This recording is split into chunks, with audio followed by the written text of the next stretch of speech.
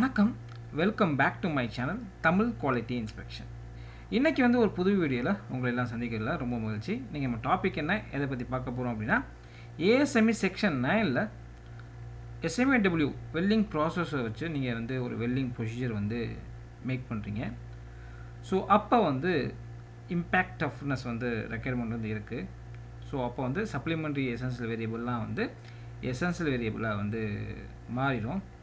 So இந்த எஸ்எம்ஏடபிள்யூ welding ப்ராசஸில் எதெல்லாம் சப்ளிமெண்ட்ரி எசென்சியல் வேரியபிள், ஸோ அதை பற்றி தான் வந்து இந்த வீடியோவில் வந்து டீட்டெயிலாக வந்து பார்க்க போகிறோம். ஸோ இதுவும் வந்து பார்ட் 1 பார்ட் 2 வந்து பண்ண போகிறேன். ஸோ பார்ட் 1ல் பேஸ் மெட்டலில் எதெல்லாம் வந்து நம்ம வந்து சப்ளிமெண்ட்ரி எசென்சியல் வேரியபிளை வந்து கன்சிடர் பண்ணணும் அப்படின்னு வந்து பார்க்க போகிறோம். ஓகேங்களா, வாங்க வீடியோக்குள்ளே போகலாம்.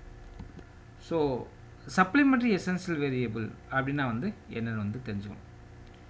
சரிங்களா, ஒரு WPS குவாலிஃபை பண்ணும்போது சரிங்களா, எப்போ வந்து டஃப்னஸ் ரெக்யர்மெண்ட் வந்து கோடில் வந்து கேட்டிருக்காங்க, அப்போ வந்து இந்த சப்ளிமெண்ட்ரி எசென்சியல் வேரியபிள்லாம் வந்து எசென்சியல் வேரியபிளாக நம்ம வந்து கன்சிடர் பண்ணணும்.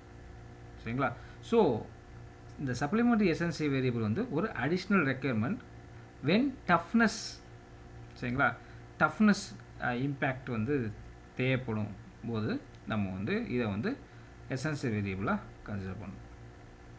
ஓகேங்களா, இப்போ நீங்கள் நார்மலாக ஒரு WPS வந்து எசென்சியல் வேரியபிள் அதை வச்சு தான் வந்து குவாலிஃபை பண்ணியிருப்பீங்க. சரிங்களா, அதை கன்சிடர் பண்ணி நீங்கள் வந்து குவாலிஃபை வந்து பண்ணியிருப்பீங்க. இப்போ வந்து கோடில், கன்ஸ்ட்ரக்ஷன் கோடில் டஃப்னஸ் டெஸ்டிங் ரெக்வயர்ட், ஸோ கண்டிப்பாக வந்து டஃப்னஸ் டெஸ்ட் வந்து பண்ணணும் அப்படின்னு வந்து சொல்லியிருக்காங்க. ஸோ அப்படி சொல்லியிருந்தாங்கன்னா இந்த சப்ளிமெண்ட்ரி எசென்சியல் வேரியபிளை நம்ம வந்து கண்ட்ரோலாக வந்து வச்சுக்கணும். சரிங்களா, ஸோ அப்போ வந்து என்ன பண்ணணும், சப்ளிமெண்ட்ரி எசென்சியல் வேரியபிள் எல்லாமே வந்து எசென்சியல் வேரியபிளாக நம்ம வந்து பார்க்கணும். ஸோ அதில் ஏதாச்சும் உங்களுக்கு சேஞ்சஸ் இருக்குது, அந்த பெர்மிட் பண்ண லிமிட்டை விட எக்ஸீடாக இருக்குது, பியாண்டில் இருக்குது, அப்போ வந்து நம்ம வந்து WPSஐ ரீகுவாலிஃபை வந்து பண்ணணும், நியூ பிகேர் வந்து மேக் பண்ணணும். ஸோ இதே வந்து கான்செப்ட். சரிங்களா, ஸோ பேஸ் மெட்டலில் SMA வெல்டிங் ப்ராசஸில் வெல்டிங் ப்ரொசீஜர் மேக் பண்ணும்போது சரிங்களா, பேஸ் மெட்டலில் எதெல்லாம் சப்ளிமெண்ட்ரி எசென்சியல் வேரியபிள், சரிங்களா, QW 403.5 group number, change in group number, அது வந்து எசென்சியல் வேரியபிள். ஸோ அதுக்குள்ளே நம்ம வந்து டீட்டெயிலாக வந்து பார்ப்போம். அடுத்து QW 403.6 T limit toughness. So இது வந்து மினிமம் உங்களுக்கு வந்து திக்னஸ் லிமிட். ஸோ அதுக்கு கீழே போச்சுன்னா ரீகுவாலிஃபிகேஷன் பண்ணோம், நம்ம டீட்டெயிலாக வந்து பார்ப்போம். ஸோ பேஸ் மெட்டலில் இது ரெண்டும் சப்ளிமெண்ட்ரி எசென்சியல் வேரியபிள். ஓகேங்களா, புரிஞ்சா? ஸோ நம்ம வந்து இப்போ வந்து டீட்டெயிலாக வந்து பார்க்க போகிறோம். சரிங்களா, ஸோ அதில் வந்து வெறும் சேஞ்ச் இன் குரூப் நம்பர் அப்படி இருந்துச்சுன்னா நம்ம வந்து ரீகுவாலிஃபிகேஷன் வந்து பண்ணணும்.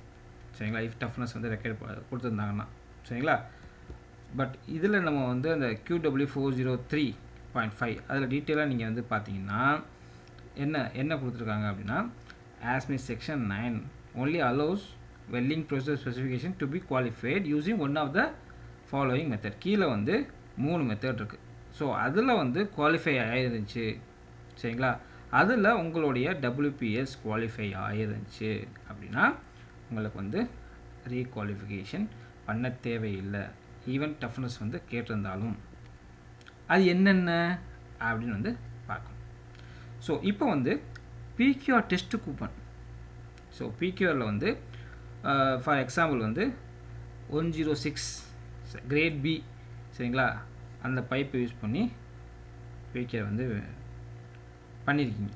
சரிங்களா, அதே மெட்டீரியலை, அதே ஸ்பெசிஃபிகேஷன் உள்ள மெட்டீரியல் கிரேடை ப்ரொடக்ஷன்லேயும் நம்ம வந்து யூஸ் பண்ணும்போது ரீகுவாலிஃபிகேஷன் தேவையில்லை.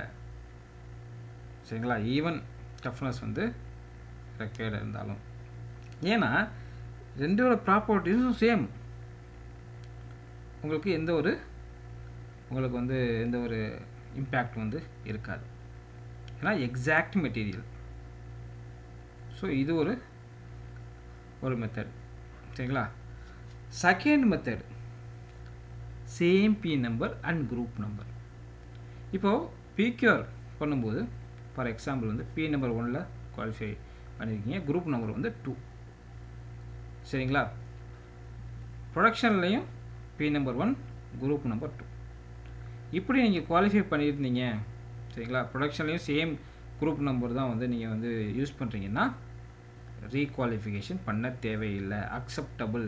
ஏன்னா ரெண்டு இந்த மெட்டீரியல் இருக்குது பார்த்தீங்களா, both material belongs to same P number and group number. ஓகேங்களா? Same group number, same P number. சரிங்களா? So same group number, same P நம்பர்னால் similar weldability and mechanical properties. So அதுக்கு அப்படி தானே நம்ம வந்து குரூப் பண்ணியிருப்பாங்க. ஸோ அதனால் உங்களுக்கு ரீகுவாலிஃபிகேஷன் பண்ண தேவையில்லை. இதில் ஏதாச்சும் சேஞ்சஸ் இருந்துச்சு, உங்களுக்கு குரூப் நம்பர் மாறுதுன்னா கண்டிப்பாக நீங்கள் என்ன பண்ணணும், ரீகுவாலிஃபிகேஷன் வந்து பண்ணணும். ஓகேங்களா? அதே மாதிரி இங்கேயும் பார்த்தீங்கன்னா வேறு டிஃப்ரெண்ட் மெட்டீரியல் வந்து யூஸ் பண்ணுறாங்கன்னா ரீகுவாலிஃபிகேஷன் வந்து பண்ணணும். ஓகேங்களா? மூணாவது பார்த்தீங்கன்னா இது வந்து அப்ளிகபிள் ஃபார் நான் ஃபெரஸ் மெட்டீரியல். சரிங்களா? நான் ஃபெரஸ் மெட்டீரியல் என்னென்ன, nickel alloys, copper alloys, aluminium, titanium alloys, இதெல்லாமே வந்து நான் ஃபெரஸ் அலாய்ஸ். ஸோ எப்போ வந்து ரீகுவாலிஃபிகேஷன் பண்ண தேவையில்லை அப்படின்னா same P number and UNS number same இருந்துச்சுன்னா பண்ண தேவையில்லை. இப்போ பிகே டெஸ்ட் கூப்பனில் வந்து நீங்கள் வந்து யூஎன்எஸ் என் 06625, இன்கோனால் 625, இந்த மெட்டீரியலில் வந்து நீங்கள் வந்து குவாலிஃபை வந்து பண்ணியிருக்கீங்க பிகேரப்போ. ப்ரொடக்ஷன்லேயும் எக்ஸாக்ட் மெட்டீரியல் வந்து யூஸ் பண்ணுறாங்க, யூஎன்எஸ் நம்பர் சேம். அப்படி இருக்கும்போது பிஎன் நம்பர் சேம், உங்களுக்கு ரீகுவாலிஃபிகேஷன் பண்ண தேவையில்லை. ஏன்னா யூஎன்எஸ் நம்பர் சேம், பிஎன் நம்பரும் சேம். சரிங்களா? அப்போ ரீகுவாலிஃபிகேஷன் பண்ண தேவையில்லை. இதில் ஏதாவது சேஞ்சஸ் இருந்துச்சு நீங்கள் என்ன பண்ணணும், ரீகுவாலிஃபிகேஷன் பண்ணணும். ஓகேங்களா? புரிஞ்சா? இந்த மூணையும் நீங்கள் வந்து டபிள்யூபிஎஸ் பண்ணும்போது இதை வச்சு, இந்த மெத்தடை வச்சு நீங்கள் குவாலிஃபை பண்ணியிருந்தீங்க அப்படின்னா ரீகுவாலிஃபிகேஷன் தேவையில்லை. இதை விட உங்களுக்கு வந்து ஏதாச்சும் சேஞ்சஸ் இருக்குது இதில் அப்படின்னா ரீகுவாலிஃபிகேஷன் வந்து பண்ணணும். ஓகேங்களா? அடுத்து ஒரு இம்பார்ட்டண்ட்டான ஒன்று, இப்போ வந்து ஒரு 2 பிக்யூஆரை வச்சு நீங்கள் வந்து டபிள்யூபிஎஸ் வந்து மேக் பண்ணியிருக்கீங்க. ஸோ அப்போ வந்து உங்களுக்கு இம்பேக்ட் டெஸ்ட் வந்து கேட்டிருக்காங்க. சரிங்களா? அப்போ வந்து இம்பேக்ட் டெஸ்ட் வந்து கேட்டிருக்காங்க. அப்போ வந்து அதை வச்சு அந்த 2 பிக்யூஆரை வச்சு ஒரு டபிள்யூபிஎஸ் பண்ணியிருக்கீங்களா, அது வந்து குவாலிஃபைடாக இல்லை வந்து ரீகுவாலிஃபிகேஷன் பண்ணணுமான்னு பார்க்கணும். சரிங்களா? ஸோ ஒரு பிக்யூஆர் ஃபார் எக்ஸாம்பிள், ஒரு பிக்யூஆர் வந்து பி நம்பர் 1 குரூப் நம்பர் 1 அதே பேஸ் மெட்டீரியல் வச்சு பிக்யூஆர் வந்து பண்ணியிருக்காங்க. ஓகேங்களா? அடுத்து இன்னொரு பிக்யூஆர் வந்து P number 1 group number 2, so அந்த பேஸ் மெட்டீரியல் வச்சு பண்ணியிருக்காங்க. ஸோ இது ரெண்டையும் நீங்கள் வந்து யூஸ் பண்ணி ஒரு டபிள்யூபிஎஸ் மேக் பண்ணியிருக்கீங்க. So it won't automatically qualify. ஏன்னா உங்களுக்கு வந்து குரூப் நம்பர் வந்து மாறுது. சரிங்களா? குரூப் நம்பர் 1 ஒரு பிக்யூஆரில், குரூப் நம்பர் 2 இன்னொரு பிக்யூஆரில். ஸோ அப்போ வந்து உங்களுக்கு வந்து குரூப் நம்பர் மாறுது. ஏன்னா டஃப்னஸ் வரும்போது குரூப் நம்பர் சேஞ்ச் ஆச்சுன்னா ரீகுவாலிஃபிகேஷன் பண்ணணும். ஸோ இந்த சுச்சுவேஷனில் நம்மளுக்கு வந்து செப்பரேட் ரீகுவாலிஃபிகேஷன் நம்மளுக்கு வந்து தேவைப்படுது. ஏன்னா குரூப் நம்பர் வந்து மாறுது. It won't automatically qualify. But ஒரு எக்ஸப்ஷனல் கேஸ் இருக்குது. ஸோ நம்ம வந்து 2 பிக்யூஆரை வச்சு நம்ம வந்து ஒரு டபிள்யூபிஎஸ் மேக் பண்ணியிருக்கோம். ஸோ அப்போ வந்து குரூப் நம்பர் வந்து சேஞ்ச் ஆகும்போது ரீகுவாலிஃபிகேஷன் வந்து நம்ம வந்து பண்ணணும். பட் இந்த 2 கண்டிஷனையும் கீழே உள்ள அந்த 4 இதை வந்து ஃபாலோ பண்ணோம் அப்படின்னா ரீகுவாலிஃபிகேஷன் அவசியம் இல்லை. சரிங்களா? இந்த 2 பிக்யூஆரும் same welding process, same filler metal, same PWHT, same essential variable, same supplementary essential variable, இதெல்லாமே சேமாக இருந்துச்சு. 2 பிக்யூஆர்லையுமே சேமாக இருந்துச்சு அப்படின்னா குரூப் நம்பர் சேஞ்ச் ஆனாலும் பிரச்சனை இல்லை, குவாலிஃபிகேஷன் பண்ண தேவையில்லை. ஓகேங்களா? புரிஞ்சா? எப்போ வெல்டிங் ப்ராசஸ் சேமாக இருக்கணும், ஃபில்லர் மெட்டல் சேமாக இருக்கணும், பிடபிள்யூஹெச்டி சேமாக இருக்கணும், எசென்சியல் வேரியபிள் சேமாக இருக்கணும். அதே மாதிரி சப்ளிமெண்ட் எசென்ஷியல் வேரியபிள் சேமாக இருக்கணும். அப்படி சேமாக இருந்துச்சு அப்படின்னா உங்களுக்கு வந்து பின் நம்பர் டிஃப்ரென்ஸ் இருந்தாலும் ரீகுவாலிஃபிகேஷன் பண்ண தேவையில்லை. ஓகேங்களா, புரிஞ்சா? கன்க்ளூஷன் என்ன? If two PQR are identical in all qualified variables except for the group number. சரிங்களா? ASME section 9 allows welding between those group number without any additional combination of qualification. ஓகேங்களா, புரிஞ்சா? So நம்ம வந்து ரீகுவாலிஃபிகேஷன் பண்ண தேவையில்லை. ஓகேங்களா, புரிஞ்சா? இதில் வந்து உங்களுக்கு வந்து ஃபாலோ பண்ணல அப்படின்னா நம்ம வந்து ரீகுவாலிஃபிகேஷன் வந்து பண்ணணும். அடுத்து இன்னொரு இது இருக்குது. இப்போ 2 மெட்டீரியல், சரிங்களா, 2 base metal. So 2 base metal P number same, சரிங்களா, பட் குரூப் நம்பர் வந்து டிஃப்ரெண்ட். ஒரு பேஸ் மெட்டல் வந்து குரூப் நம்பர் 1ன்னு பார்த்துங்க, இன்னொரு இது வந்து குரூப் நம்பர் 2ன்னு பார்த்துங்க, சரிங்களா. ஸோ இதை தான் வந்து நீங்கள் வந்து PQR வந்து டெஸ்ட் கூப்பனாக வந்து எடுத்துருக்கீங்க, சரிங்களா. அதை வச்சு குவாலிஃபை வந்து பண்ணிட்டீங்க. ஸோ இந்த மாதிரி கண்டிஷனில், ஏன்னா ஒரு மெட்டீரியல் வந்து குரூப் நம்பர் 1 பி நம்பர் 1, இன்னொரு மெட்டீரியல் வந்து P number 1 group number 2. So இப்படி நீங்கள் வந்து PQR டெஸ்ட் கூப்பனை வந்து நீங்கள் வந்து மேக் பண்ணியிருக்கீங்க, அது வந்து குவாலிஃபை ஆயிடுச்சு, சரிங்களா. ஸோ அப்போ வந்து நம்ம என்ன பண்ணோம், WPS நம்ம வந்து பார்க்கும்போது ஈவன் டஃப்னஸ் வந்து கேட்டிருந்தாலும் அதில் வந்து உங்களுக்கு வந்து, ஏன்னா வந்து சேம் பின் நம்பர் குரூப் நம்பர் மட்டும் மாறுது, பட் டெஸ்ட்டு கூப்பன் வந்து ஒரே டெஸ்ட்டு கூப்பன் தான் வந்து பண்ணியிருக்கீங்க. ஸோ அந்த மாதிரி கண்டிஷனில் வந்து உங்களுக்கு வந்து ரீகுவாலிஃபிகேஷன் பண்ண தேவையில்லை, சரிங்களா. ஸோ ஈவன் டஃப்னஸ் வந்து உங்களுக்கு வந்து ரெக்யர்மெண்ட் இருந்தாலும், ஸோ அந்த இதை வச்சு, அந்த PQR வச்சு நீங்கள் வந்து P number 1 group number 1 weld பண்ணிக்கலாம். அதே மாதிரி P number 1 group number 2 weld பண்ணிக்கலாம். அதே மாதிரி பி நம்பர் 1 குரூப் நம்பர் 1 அதை வச்சு பி நம்பர் 1 குரூப் நம்பர் 2வும் வெல் பண்ணிக்கலாம். அதே மாதிரி பி நம்பர் 1 குரூப் நம்பர் 2 இதிலிருந்து பி நம்பர் 1 குரூப் நம்பர் 1 நம்ம வந்து வெல் பண்ணிக்கலாம், சரிங்களா. சிங்கிள் PQRல same P number with 2 different group number அப்படி நம்ம வந்து குவாலிஃபை பண்ணியிருக்கும் போது உங்களுக்கு வந்து சேம் குரூப் நம்பரையும் வச்சு வெல் பண்ணிக்கலாம், சரிங்களா. ஸோ குரூப் நம்பரை வந்து உங்களுக்கு வந்து சேஞ்ச் பண்ணியும் வெல் பண்ணிக்கலாம், சரிங்களா. ரீகுவாலிஃபிகேஷன் வந்து தேவையில்லை. ஓகேங்களா, இப்போ புரிஞ்சுட்டுக்குன்னு நினைக்கிறேன்.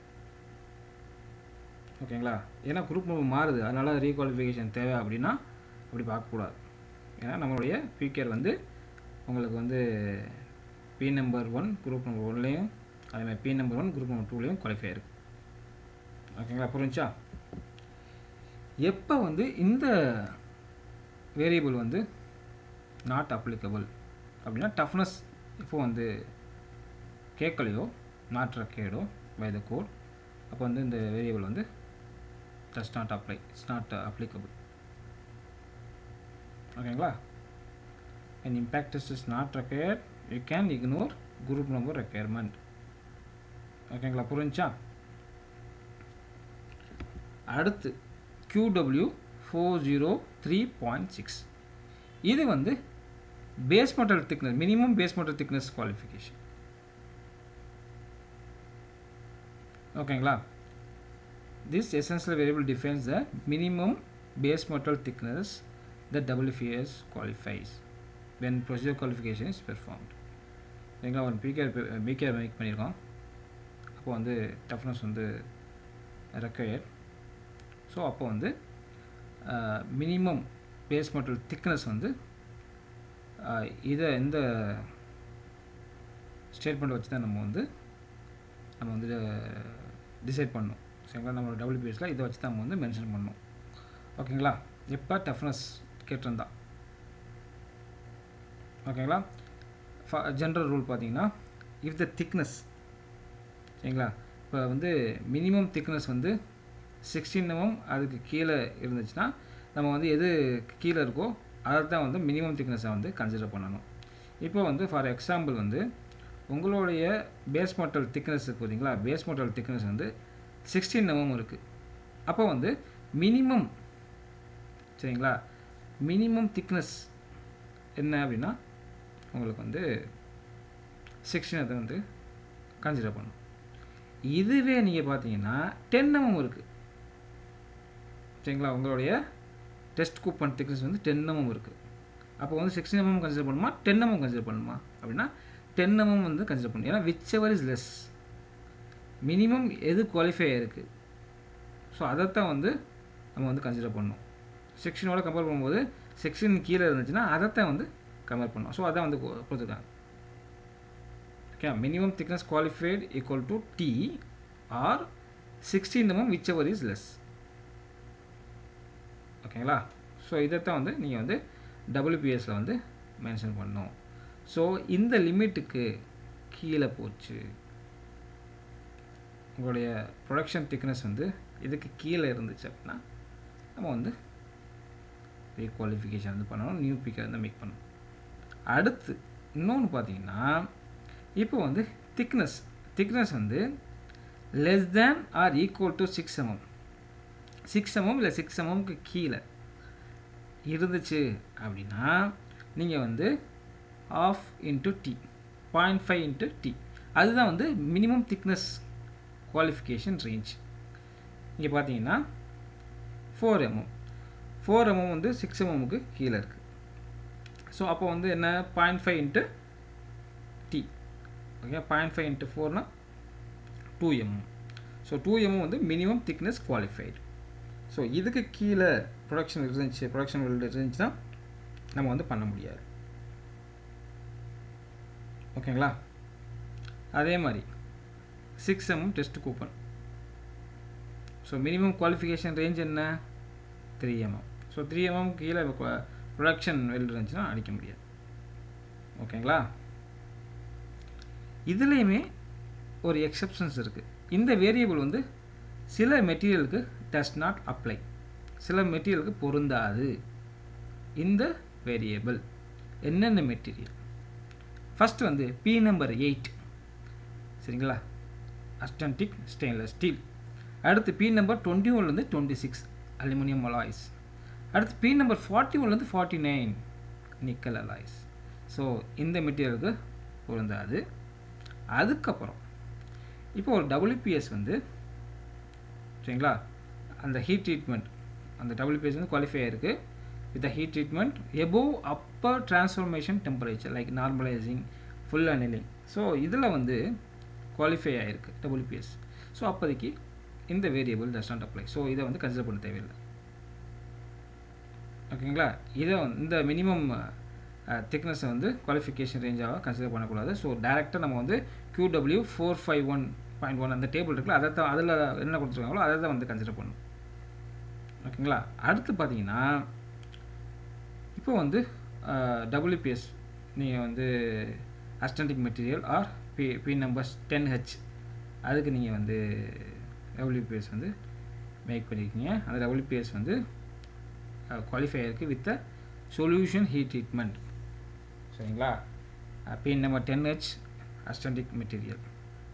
ஸோ இந்த மெட்டீரியல் வச்சு ஒரு WPS வந்து குவாலிஃபை ஆகிருக்கு வித் சொல்யூஷன் ஹீட் ட்ரீட்மெண்ட் சரிங்களா. ஹீட் ட்ரீட்மெண்ட் வந்து சொல்யூஷன் ஹீட் ட்ரீட்மெண்ட் வந்து பண்ணியிருக்காங்க, அதை வச்சு குவாலிஃபை ஆகிருக்குன்னா இந்த வேரியபிள் வந்து டஸ் நாட் அப்ளை. ஸோ இதுக்கு பொருந்தாது. ஸோ 3 கண்டிஷனுக்கு பொருந்தாது. P நம்பர் 8க்கு பொருந்தாது, P number 21 to 26, P number 41 to 49 சரிங்களா, இதுக்கு பொருந்தாது. அதே மாதிரி ஒரு WPS வந்து ஹீட் ட்ரீட்மெண்ட் இதில் குவாலிஃபை ஆகிருக்கு, அந்த ஹீட் ட்ரீட்மெண்ட் டெம்பரேச்சர் வந்து எபோவ் அப்பர் டிரான்ஸ்ஃபர்மேஷன் டெம்பரேச்சர் வச்சு பண்ணியிருந்தாங்கன்னா உங்களுக்கு வந்து இந்த வேரியபிள் வந்து டஸ் நாட் அப்ளிகபிள் கிடையாது, ஃபாலோ பண்ண தேவையில்லை. அதே மாதிரி P நம்பர் 10H சரிங்களா. ஸோ அந்த மெட்டீரியல் வந்து WPS குவாலிஃபை பண்ணியிருக்காங்க வித் சொல்யூஷன் ஹீட் ட்ரீட்மெண்ட் வச்சு பண்ணியிருக்காங்கன்னா உங்களுக்கு பண்ண தேவையில்லை. இது வந்து இட்ஸ் நாட் அப்ளிகபிள். ஓகேங்களா, புரிஞ்சா? அடுத்து நெக்ஸ்ட் வீடியோவில் வந்து உங்களுக்கு அடுத்து இதெல்லாம் வந்து எசென்ஷியல் வேரியபிள் ஃபில்லர் மெட்டலில் இதெல்லாம் எசென்ஷியல் வேரியபிள், அதே மாதிரி இந்த பாஸ் டெம்பரேச்சர். ஸோ அதெல்லாம் வந்து அடுத்த வீடியோவில் வந்து நம்ம வந்து பார்க்க போகிறோம். ஓகேங்களா? ஐ திங்க் இந்த வீடியோ வந்து உங்களுக்கு புரிஞ்சிருக்குன்னு நினைக்கிறேன். சரிங்களா? புரிஞ்சுதான் லைக் பண்ணுங்கள், ஷேர் பண்ணுங்கள், கமெண்ட் பண்ணுங்கள். சரிங்களா? உங்களுக்கு இன்னும் தெளிவாக எக்ஸ்பிளைன் பண்ணணும் அப்படின்னாலும் கமெண்ட் பண்ணுங்கள். என்னால் முடிஞ்ச அளவுக்கு ஃபுல் எஃபர்ட் போட்டு உங்களுக்கு எக்ஸ்பிளைன் பண்ணுறேன். Okay, thank you.